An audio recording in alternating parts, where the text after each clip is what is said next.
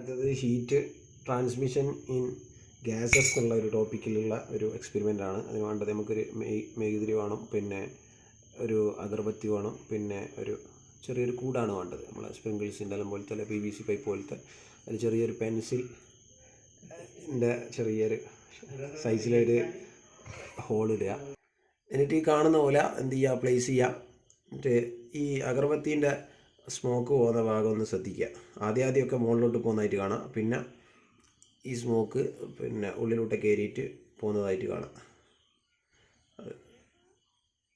നമുക്ക് വെറുതെ ഒന്ന് കൈ ഇങ്ങനെ പൊത്തിപ്പിടിച്ചാൽ കൈക്ക് അനുഭവപ്പെടുന്നൊരു ചൂടുണ്ടല്ലോ, ആ ചൂട് എന്ന് പറയുന്നത്, അല്ലെങ്കിൽ നമ്മളെ സൺലൈറ്റിൽ നിന്ന് വരുന്ന ചൂട്, അതൊക്കെ റേഡിയേഷനാണ്. ഇപ്പം ഗ്യാസസിൽ പിന്നെ ഉള്ള ട്രാൻസ്മിഷൻ എന്ന് പറയുന്നത് കൺവെക്ഷനാണ്. നമ്മൾ നേരത്തെ കാണിച്ചത് കണ്ടക്ഷനാണ്. അത് സോളിഡിലാണ്.